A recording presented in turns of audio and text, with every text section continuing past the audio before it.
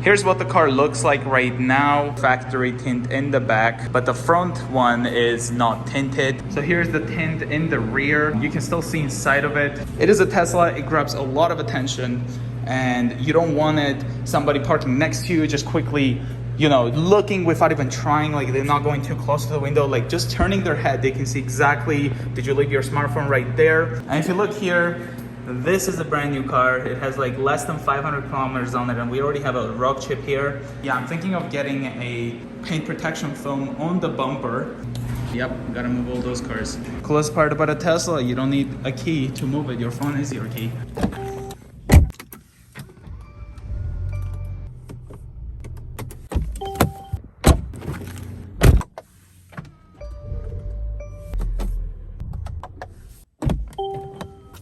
Another thing with the Tesla is that you have the walk-away lock. The car senses that you walked away from the car, and then it just locks the doors. Benefit of charging at home, you don't have to go to the gas station. Last night I actually ended up sending the location of where we're going today through my phone into the Tesla, and right now I got in and it's already ready to navigate. And here's what it looks like right now with the factory tint and then the plastic tipped wheels. I think they turned out really nice. I did use glossifier on them. You can clearly see through the window. Whoops. Ready to go? Yes.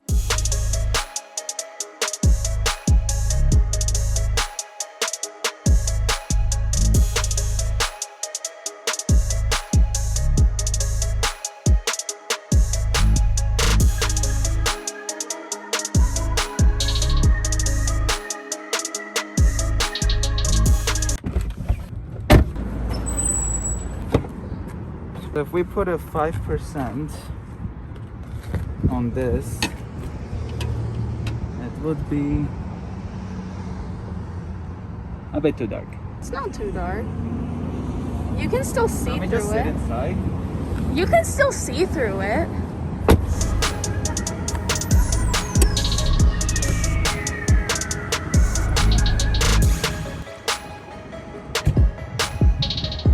I think we can do 5% in the rear glass, and just for blind spots and stuff, we can do like 15 on this one. It'll still be dark. Like, I don't want people seeing the screen easily from the back. Yeah. All right, so here we have a car that we will be driving. Got a rental pretty much. Ooh, I almost slept on this ice. It's the older version of my car. We got this rental. He didn't charge me for the daily because there was a little inconvenience, but he made things right. But we're gonna get home because I can't really wait here all day. And we're home. It's so funny, like I always wanted to drive this car when I was in high school, but I never test drove one, and then I ended up buying the newer C-Class. And now I just took my sister's Tesla to get a tint done. And boom, I just drove a car that I always wanted to drive. It's actually a 2014 C300, it says on the key fob. I don't think it has keyless entry.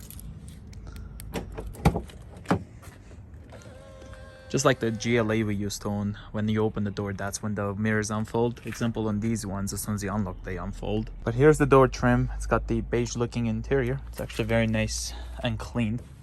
It's got 79,744 kilometers on it. And for a 2014, this is actually really good. My car is 2018 and it has almost 50,000 kilometers. And that's only in like 2.5 years. Does not look like that it has push button start. Apparently it does this beeping thing every time you start. 2 cup holders here. You got the dial here to control the infotainment system. There's a button here for the armrest. Oh, one of those old iPod connectors.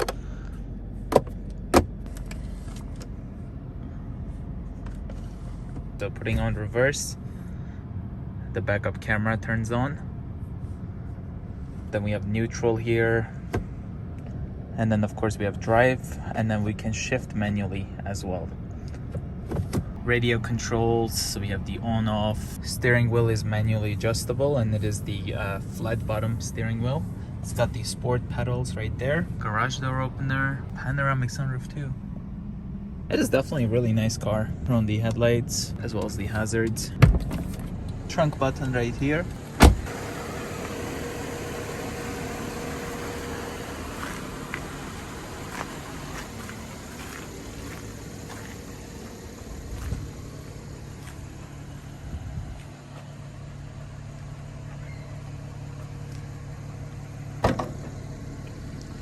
That trunk opened very fast.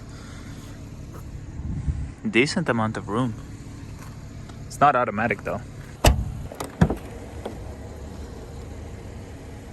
Rear looks good too. This one looks like just from my C-Class. Nope, never mind. That's interesting. Is this the cup holders? Yep. Okay, now that's different. On my C-Class, you just push out here and then it just opens up. So that is different. Some pockets behind the seats. Pretty nice. Climate control here. Does not look like that it has a heated steering wheel though. Not sure what this is. It might be like a lumbar support, I guess. There's one here too. Yeah, I think it's the lumbar support. Interesting.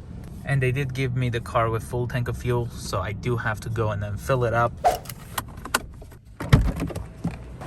Time to fill up.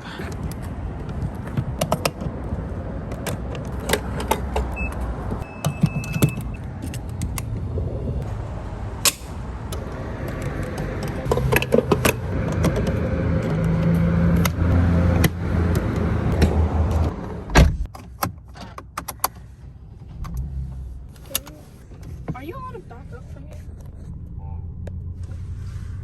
Someone's getting pulled over. Nope, they just honk at each other.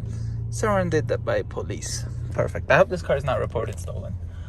Are you allowed to like reverse out of Yes, and this backup camera is like looking at the ground.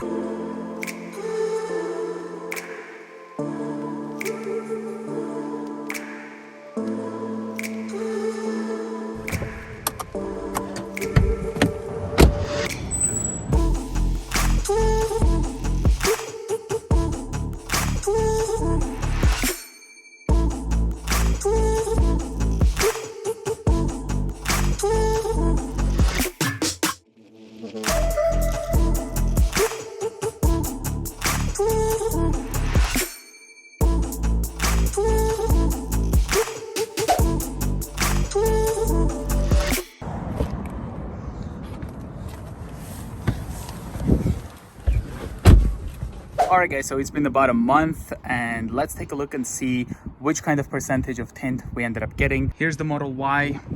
Right here in the back, the rear glass, there's 5% carbon tint on top of the factory tint. This one and this rear glass, we ended up putting 15% carbon tint on top of the factory. And then this one over here, it is 20%. We have 15 on this side and then 20 on the passenger window as well. That's what it looks like. Having 15% here, you can't really see inside whatsoever until you really look for it. From a distance here, much easier to see, but again, you can't really see easily if there's a phone left on the center console, phone charging pad as easily as we could before. Here's from the rear, and you can absolutely see nothing from the rear. That's how we wanted it, because the Tesla screen is so big that people behind you can kind of see the entire screen when you didn't have it. Now from inside, this is the windshield. We did not put any tint on it. Here's the side windows. Pretty normal, not a single issue during nighttime. Here's the other side. The 15% on the rear door windows are really good. They kind of look like 5% tint. So there's the rear glass. It's 5% on top of the factory tint, of course. It's something to get used to. So there's the look at the 5% and the 15%. You do have to probably try out and see if you do like 5% on top of the factory tint before you get it, because it can be dark for some people. But yeah, other than that, like you can see the visibility from here, it's pretty good. So this was calculated at 7 windows tint, and it ended up being $399.99 plus tax. And then here on the bumper, there is the XPEL Ultimate Paint Protection Film. It was installed pretty nicely. Here's what the bumper looks like. Thankfully, we do have that protection on the bumper. And then somewhere here is where there was that damage from the rock. And that's behind the paint protection film now. So the paint protection on the bumper ended up costing $355.50 plus tax. But if I were to put it on the fenders, the entire hood, and also on the mirrors, I believe it was around $1,500, and I couldn't really justify spending that much money on it, because when the time comes and you do want to trade your car in, it doesn't really give you any extra value. That's what we've experienced in the past. So me putting it on the bumper is more for ourselves. We don't want to see our car having too many rock chips, so I try to protect it as much as possible. But putting the entire front end, protecting it, you're not really gonna get much value when you do trade the car in. Maybe if you sell it privately, it might give you some additional value for that customer if they are wanting to have that.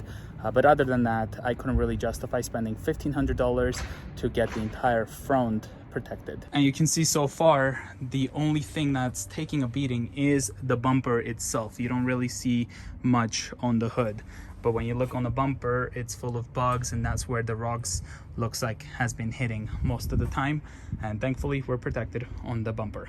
And the tint is the XPEL carbon tint. And thankfully when I did get this done, there was a 10% off for the paint protection film. So everything in, it was $816 to get all the 7 windows tinted, as well as get the bumper protected. So that's about it, guys. Thank you so much for watching this video. If you're new to the channel, consider subscribing, and I will see you guys in the next one.